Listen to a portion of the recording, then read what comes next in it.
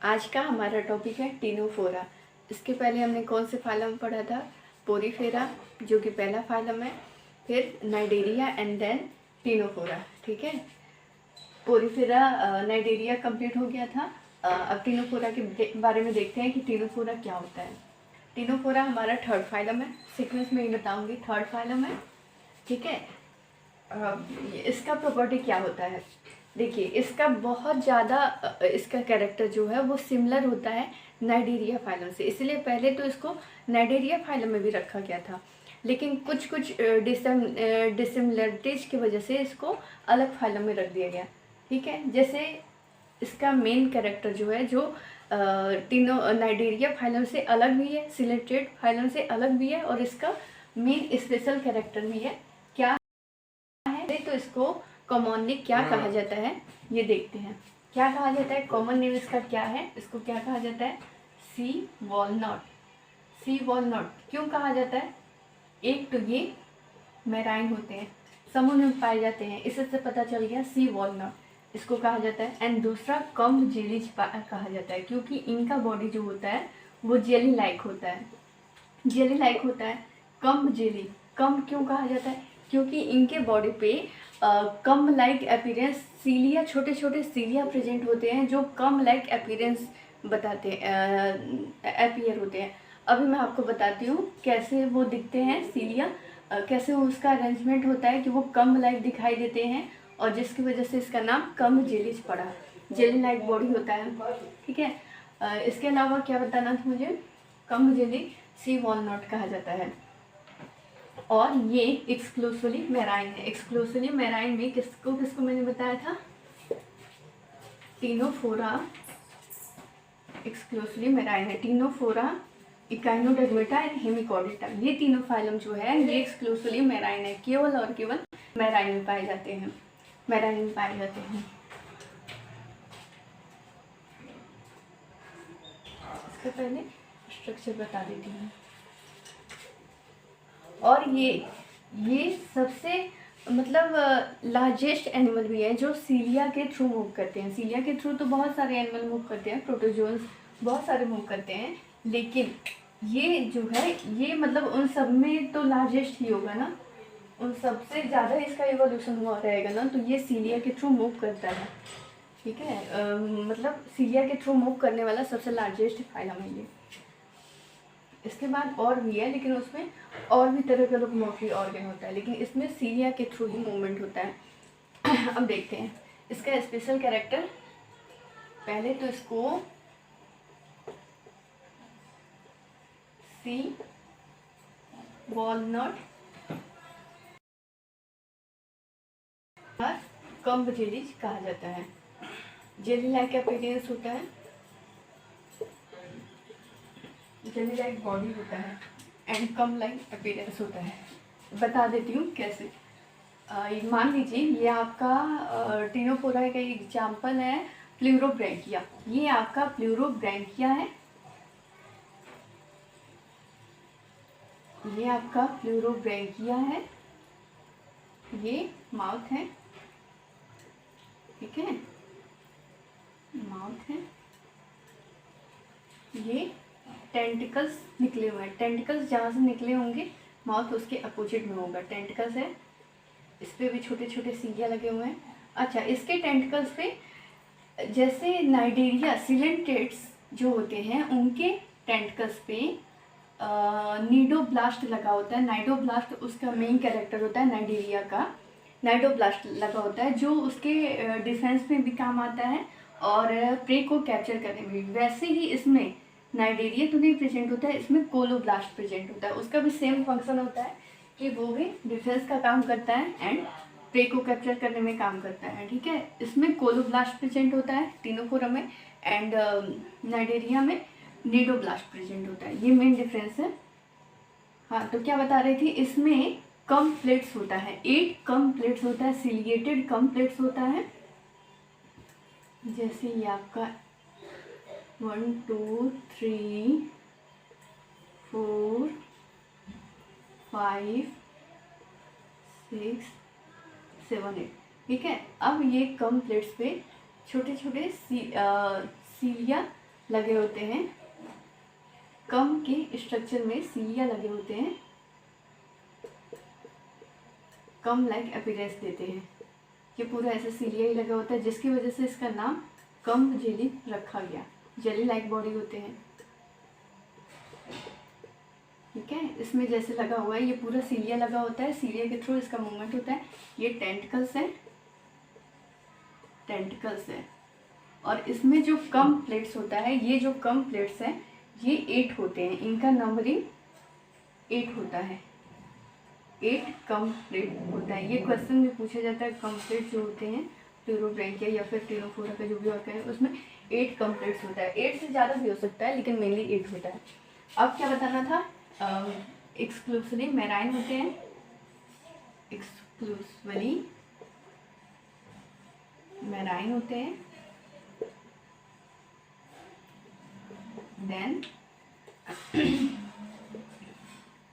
बायोलुमिनेसेंट होते हैं, बायोलुमिनेसेंट होते हैं, यानी कि इसमें शाइनिंग होता है, शाइनिंग होता है। अंधेरा में इनमें लाइट जलती है, शाइनिंग होती है।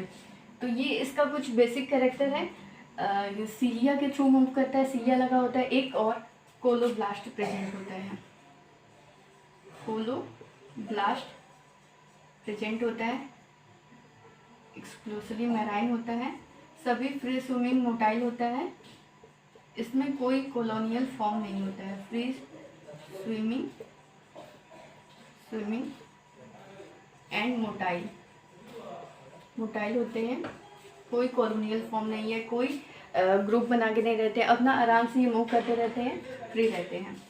और एक क्या था, हाँ, जैसे उसमें था नाइजीरिया में एसेक्सुअल भी होता था, इसमें एसेक्सुअल नहीं होता है, इसमें सेक्सुअल रिप्रोडक्शन ही होता है, सेक्सुअल रिप्रोडक्शन होता है, सेक्सुअल रिप्रोडक्शन ओनली, एसेक्सुअल नहीं होता है। ये इसका कुछ बेसिक कैरेक्टर है।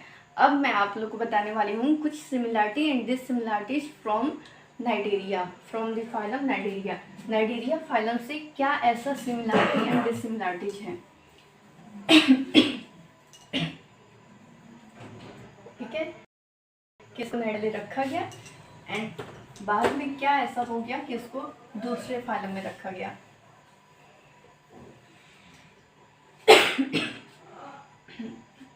क्या सिमिलर टू फाइलम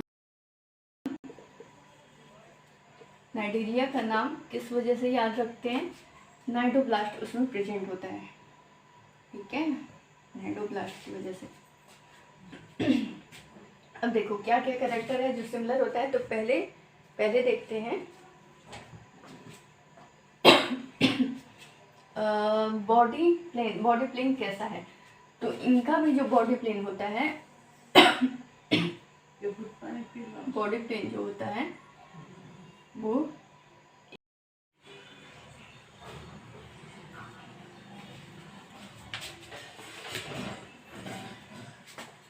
पहले डिससिमिलरिटीज नहीं बताना है।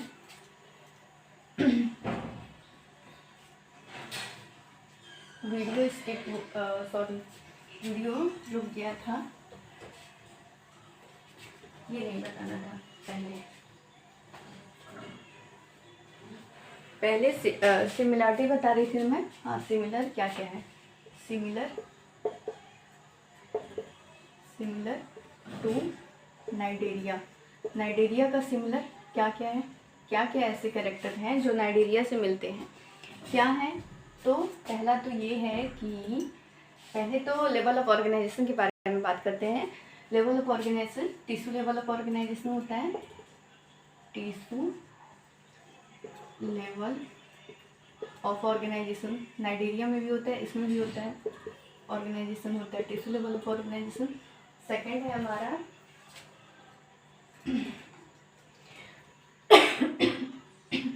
बॉडी प्लान ब्लाइंड सैक होता है। फिर से एक्सप्लेन कर देती हूँ।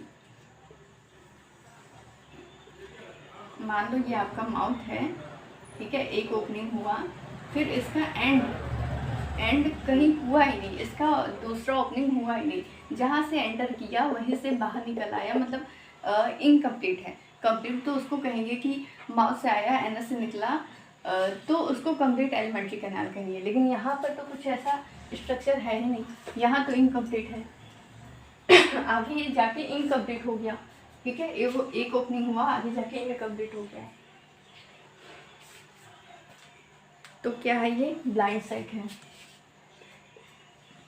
ब्लाइंड सैक बॉडी प्लेन, इस तरह के बॉडी प्लेन को क्या कहा जाता है? ब्लाइंड कहा जाता है। और ट्यूब विद इन ट्यूब किसको कहा जाता है? ट्यूब विद इन ट्यूब, यानी कि ट्यूब के अंदर एक ट्यूब, यानी कि बॉडी वॉल के बीच से एक ट्यूब जाए, उसके अंदर एक ट्यूब हो, यानी कि माउथ एंड एनस से लेके, वो भी एक ट्यूब है ना, ट्यूब के अंदर ट्यूब है, तो जिसमें माउथ से लेके एनस तक होता है उसको कहा जाता है tube within tube body plane. इसमें ब्लाइंड सैक है। नेक्स्ट है हमारा symmetry. Symmetry symmetry radial symmetry होता है। रेडियल और किस में होता है? नाइडेरिया में होता है, नाइडेरिया में होता है, एंड इकाइनोडर्मेटा इसमें होता है, टिनोफोरा में होता है। इसके अलावा और क्या है? एसिलोमेट, सिलोमेट भी तो नहीं होता है, एसिलोमेट, सिलोम भी नहीं होता है, यानी कि body wall and digestive system, alimentary canal के बीच का जो स्पेस होता है वो स्पेस नहीं होता है। नेक्स्ट क्या बताना है? रेडियल सिमेट्री हो गया, सिलोम के बारे में हो गया, tissue level of organisation, and हाँ, जर्म लेयर जो है डिप्लोप्लास्टिक। जर्म लेयर यानी कि एक्टोडर्म, मेसोडर्म, एंडोडर्म, जिसमें से इसमें केवल 2 जर्म लेयर प्रेजेंट होता है, इसलिए ये क्या है? डिप्लोप्लास्टिक है। क्या है? डिप्लोप्लास्टिक है। फिर और क्या है?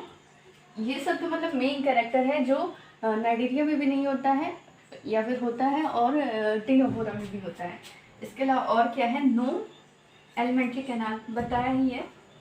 जब बॉडी ही होगा बॉडी प्लेन, तो नो कंप्लीट एलिमेंट्री कैनाल होगा, इनकम्प्लीट होगा, सॉरी इनकम्प्लीट होगा।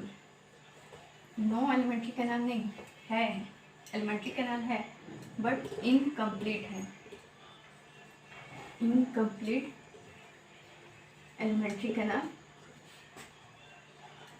आप समझ जाएंगे ना एलिमेंट्री कैनाल है। Incomplete alimentary canal and digestion जो है वो कैसा होता है? डाइजेशन इंट्रा सेलुलर, यानी कि सेल के अंदर, well as extracellular, extracellular यानी कि सेल के बाहर, इंट्रा सेलुलर यानी कि सेल के अंदर जो डाइजेशन होता है, एंड एक्स्ट्रा सेलुलर जो सेल के बाहर डाइजेशन होता है, उसको कहा जाता है। इसके अलावा और मैं कुछ छोड़ तो नहीं रही हूँ ना? टिश्यू लेवल ऑफ ऑर्गेनाइजेशन हो गया, सिलोम हो गया, सिमेट्री हो गया, जर्म लेयर हो गया, डिप्लोप्लास्टिक हो गया, क्या बताना है? और हाँ, सर्कुलेशन, सर्कुलेशन तो होता ही नहीं है, सर्कुलेशन की तो अभी तक बात ही कुछ नहीं हुई है, सर्कुलेशन नहीं होता है। And respiration, respiration and excretion, जैसे उसमें होता है जनरल बॉडी सरफेस के थ्रू, ठीक है। इसमें रिप्रोडक्शन में डिफरेंसेस है कि इसमें एसेक्सुअल रिप्रोडक्शन नहीं होता है, सेक्सुअल रिप्रोडक्शन होता है। और क्या बताना था, जल्दी जल्दी बताती हूँ। Dissimilar, dissimilar, dissimilar to Cnidaria. Cnidaria से क्या क्या डिसिमिलर है? तो पहला तो ये कि एक्सक्लूसिवली मेराइन है। एक्सक्लूसिवली मेराइन क्यों है? क्योंकि केवल मेराइन होते हैं, फ्रेश वाटर में नहीं होता है, जबकि नाइडेरिया जो है वो फ्रेश वाटर एंड मेराइन दोनों होता है ना, दोनों होता है। सेकेंड है बायोलुमिनेसेंट है, लुमिनेसेंट है, जबकि नाइडेरिया बायोलुमिनेसेंट नहीं होता है। इसके अलावा हाँ, जेली लाइक बॉडी भी बोल सकते हैं, जेली बॉडी है, जेली बॉडी है। फिर इसके अलावा और क्या है जो इसमें नहीं है, क्या है और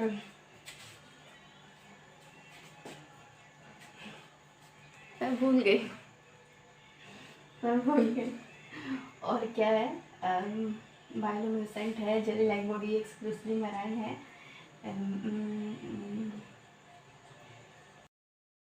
सच में याद नहीं आ रहा है, एक्सक्लूसिवली मैराइन है एंड नो पॉलीफॉर्म नहीं होता है, no polyp form, no medusa form, polyp form medusa form ऐसा कुछ भी नहीं होता है इसमें फ्री स्विमिंग होता है, अपना फ्री लिविंग होता है।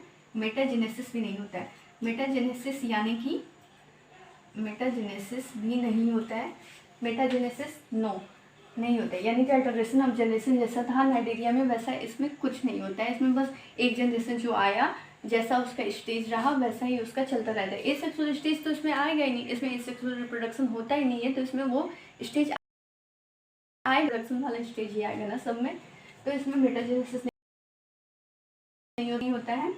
ऑल फ्री लिविंग होते हैं, ऑल फ्री लिविंग होते हैं, फ्री लिविंग होते हैं। No Cnidaria, no cnidoblast, no cnidoblast, cnidoblast नहीं होते हैं, सबसे इम्पोर्टेंट कैरेक्टर, नाइडोब्लास्ट नहीं होता है। No asexual reproduction, asexual reproduction भी नहीं होता है,